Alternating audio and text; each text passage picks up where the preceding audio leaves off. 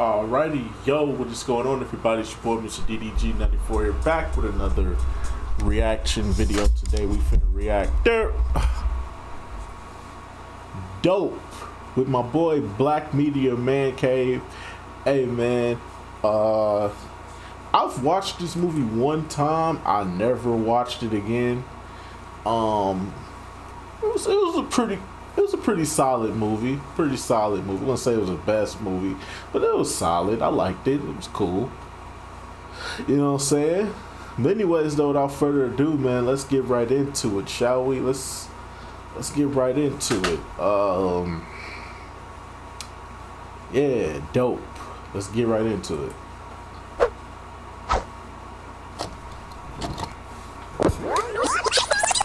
Too complex, much too complex. Too complex, much too complex. Welcome back to the book.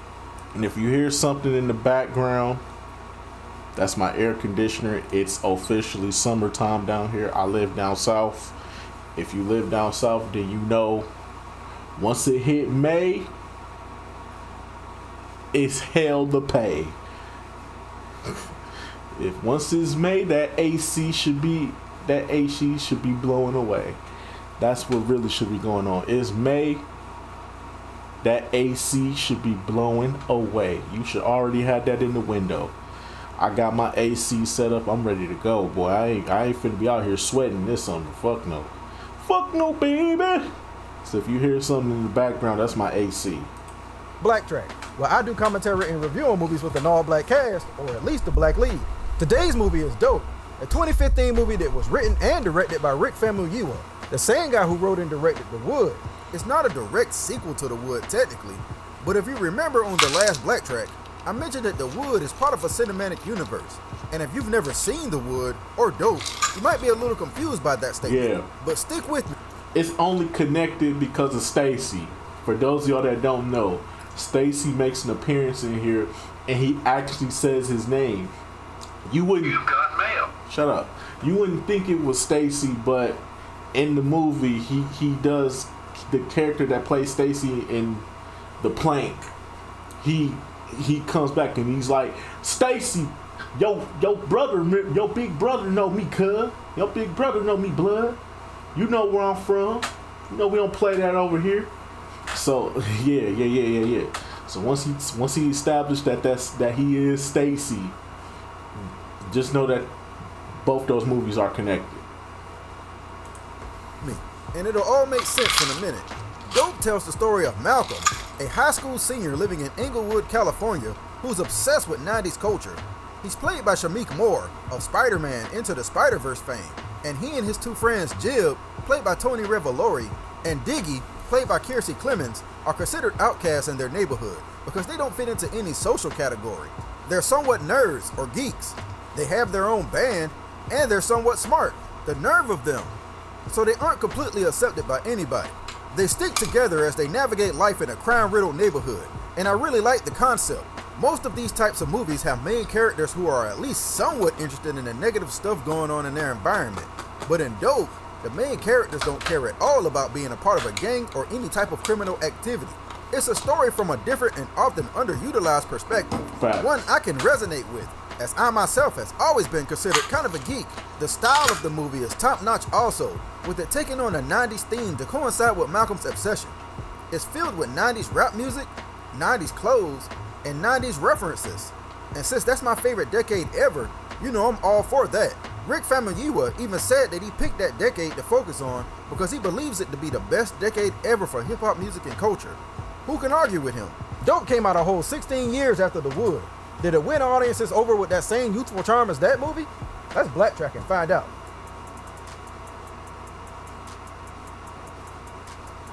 No breaking up the fourth wall in this movie, and I'm happy to report that Dope takes place in only one time period.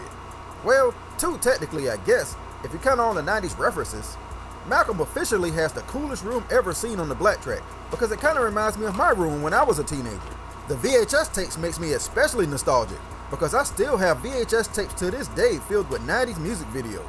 Can't wait to spring them on my kids one day. It would probably be more impressive in Malcolm's world if, you know, it wasn't 2015. In this world, he's retro as hell. and stands out like a sore thumb. Which is kind of funny when you think about it, because not too long after this movie was made, a lot of those 80s and 90s styles really took off with the late 2010s generation. But in Dope, we aren't there yet. Malcolm and his friends, Diggy and Jill, are what passes for stereotypical nerds in this movie. And I like the fact that the movie goes out of its way to list things that are considered white people shit. It's kind of funny looking at the list because growing up, I was accused of liking white people shit. But literally, only 2 things on this list apply to me. I guess it's not that comprehensive. My list looks more like this. I do kind of take issue with the fact that they're weak as hell though. Like I get it, they're social outcasts. But I think this was a great opportunity to drop the trope of geeks and nerds also being pushovers. Because I'll be damned if I'm gonna stand there and let a dude take my shoes off my feet. You're gonna have to rock bottom me or something first because ain't no way in hell. One of the bullies is Lakeith Stanfield. 1 year before the TV show Atlanta made him a household name and 2 years before Get Out.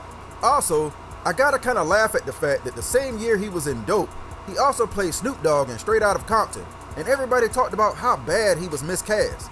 What a difference a year makes. Look, what the fuck hands off me, man. Don't think I'm gonna beat your ass, Marquise. I came up with your daddy. You better ask him about Stacy and see what's what around this motherfucker. Shout That's out to right. that boy Stacy from the Wood got his life together and Shout became out a to the security boy guard at the high Stacy, school. man, in the I think this is movie, one of the man. coolest cameos ever to tie 2 movies together, because not only does it kind of mirror DeAndre Vaughn's real life struggles, but it also stays true to his character. That's why he's the It's GOAT! kind of impossible to get kids from heart. Plus, it's still the same old Stacy. Good luck, little man. Unfortunately, that's the only cameo that we're going to get from the Wood, which is kind of a shame. But I get it. This is a totally different movie. Aside from the constant threat of getting your shoes and even your bike stolen, you got to deal with drug dealers who call you out for being a poser and educate you on the history of hip-hop. You know, the 90s was it's like the golden age of hip-hop. Everything from Takes a Nation of Millions to The Blueprint was killing it. It Takes a Nation came out in '88. Blueprint came out 2001. What the fuck are you talking about right now? This guy's named Dom, and he would know because he's played by rapper A$AP Rocky. Malcolm has nothing to worry about though, because Dom only wants him to go up to a girl and tell her he wants to talk to her. You know, that old "my friend thinks you're cute" gag. Nakia, played by Zoe Kravitz, likes a more assertive man though, especially one that's willing to help her with getting her GED. She went inside out. Stuff in the brackets first, and then square this up. It's cool that the movie never blatantly points out the fact that Nakia is getting a GED. It's all in the subtle clues. It's like I always say, it's always better when a movie shows you what it wants to say instead of outright telling you. That little bit of math wizardry gets Malcolm invited to a party. That and the fact that Dom appreciated the fact that he got Nakia to go to the party also. Hey, he doesn't know that he technically cock-blocked, but he just said talk to her. He didn't say anything about what. Besides, you have bigger problems. Everybody knows there's only 2 ways out of the drug game: jail or the grave. And these guys chose the grave. Damn, Tiger, you got declawed. And ASAP, you better get out of there ASAP. In the ruckus, Malcolm goes out of his way to grab his book bag. Which, by the way, why the fuck did you even bring that? Did you plan on getting some studying done? What you should have been studying was Nakia. And thankfully, you're in touch enough with your hormones to save the damsel in distress before you escape. Come with me, fair maiden. And he also builds up enough courage to ask her to the prom. She says she'll think about it, but that's okay. You can just continue to let her take advantage of you until she passes her GED test. It's all good. At least that'll give you the opportunity to get new jack-off material. This movie is too real. Hey, yo. Turns out that unnecessarily Hey, bringing yo. a book bag to a drug party has unintended consequences. Weather-related consequences. He's a freaky Because ass it's snowy nigga. as hell in Malcolm's bag. Last night at the party, Dom stashed his drugs and a gun inside Malcolm's bag right before the place got raided. Now Malcolm and his friends are left with the decision of what to do with all this weight. This is a heavy situation. Putting non-street savvy teenagers in a drug-related situation that they have no idea how to handle is a cool and unique twist. Because usually, these type of characters would know exactly what to do. But Dope totally flips the genre and makes these characters clueless as hell to this lifestyle. So clueless, in fact, that they almost get killed for pure ignorance when a stranger calls the cell phone requesting that they bring the drugs to him and just pretend this little mishap never happened. Dom told me there's a mix-up. You accidentally took my lunch. That true? Your lunch? Yeah, my lunch. Yes, I yeah. Bologna sandwich.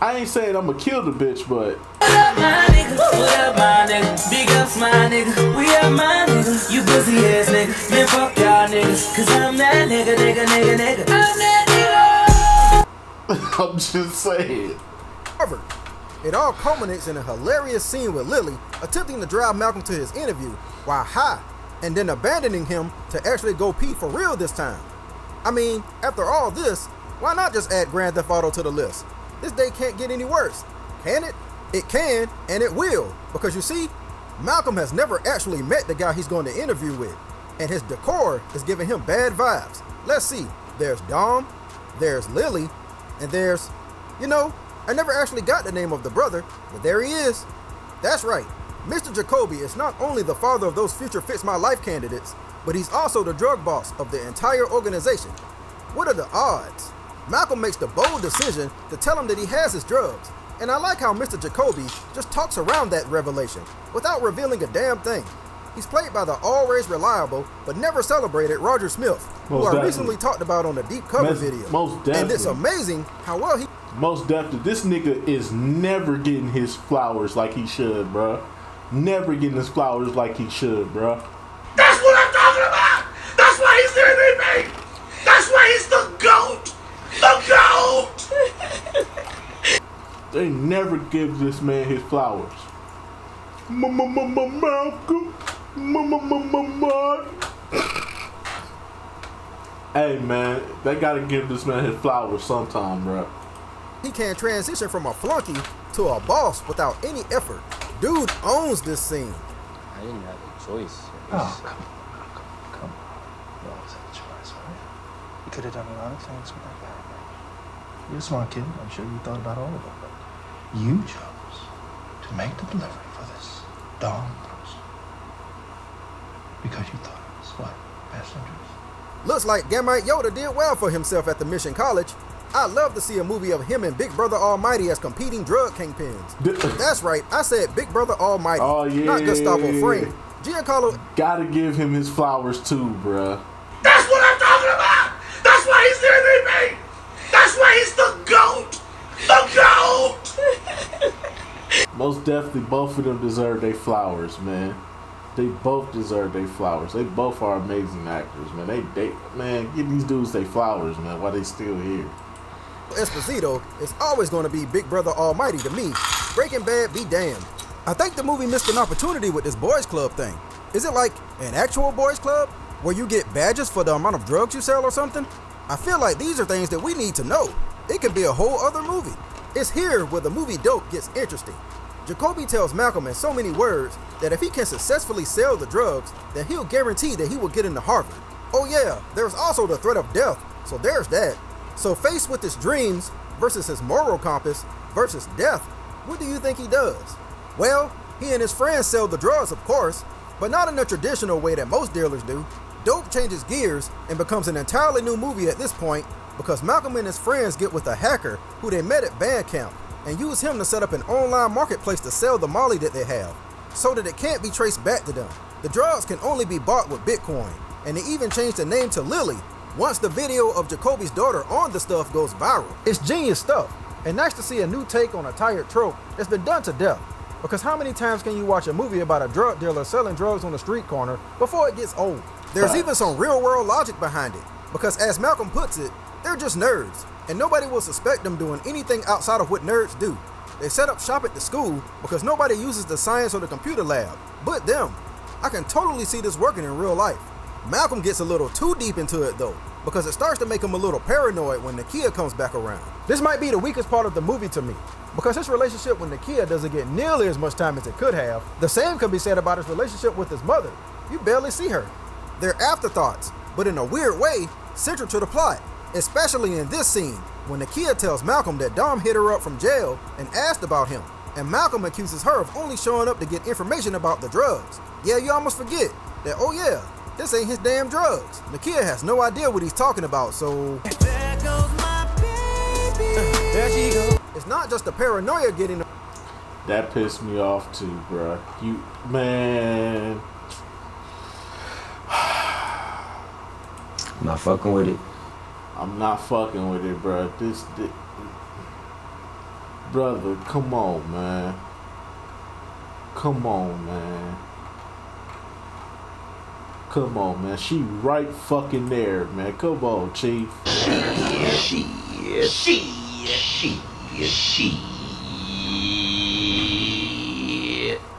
I'm telling you, bro. Give me 3.5 minutes, maybe even 4.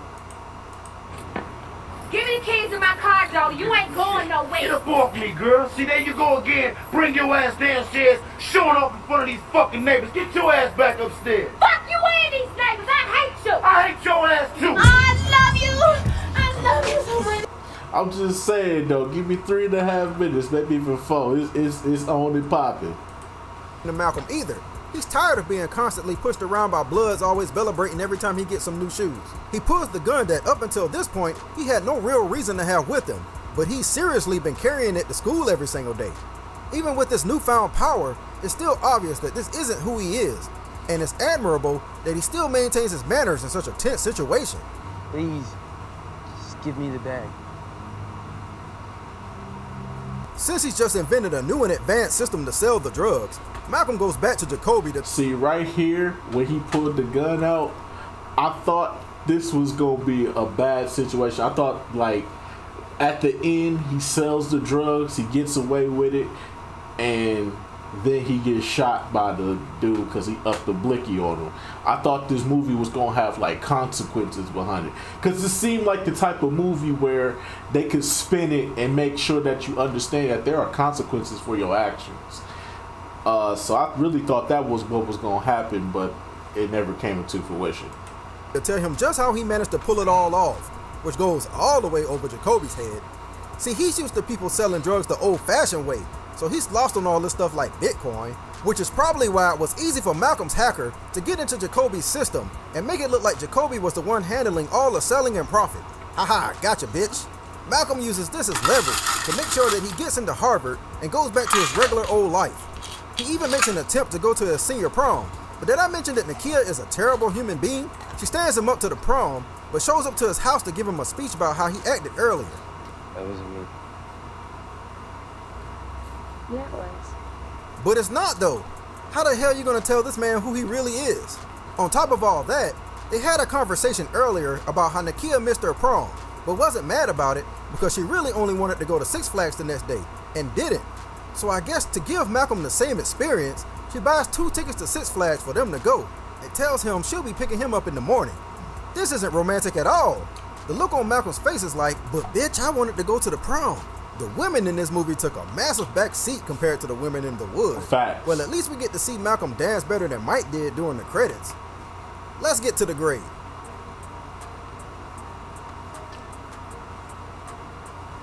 Words can't really describe how great the movie Dope is, but here's a bunch of them to tell you just that.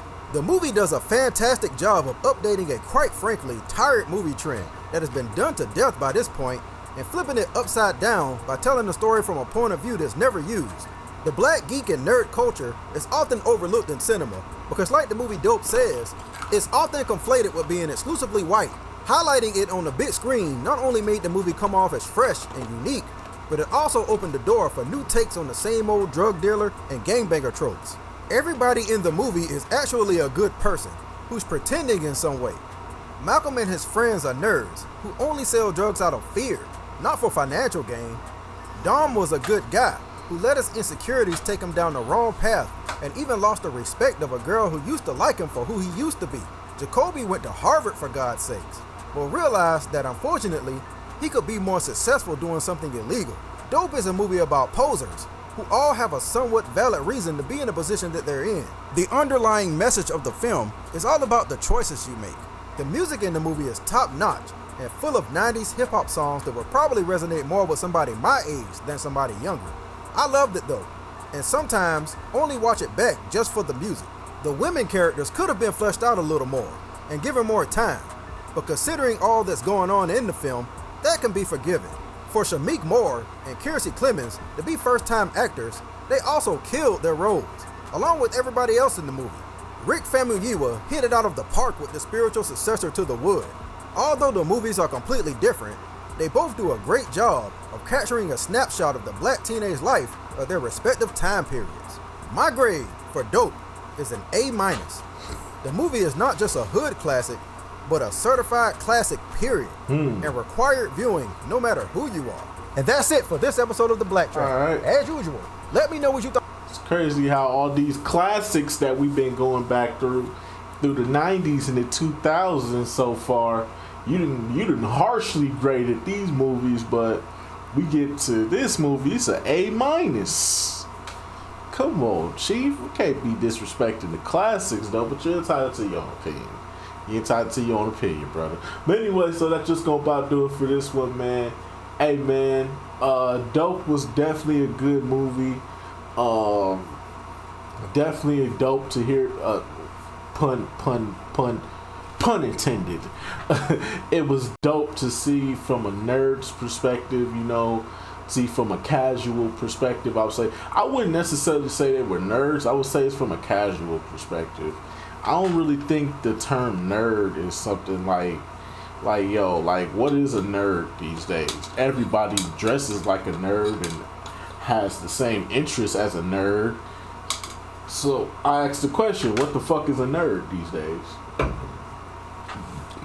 Real shit. But anyways, though, that's just gonna about do it for this one. Let me know what y'all think down in the comment section below. I'll get back to you. Till then, peace out.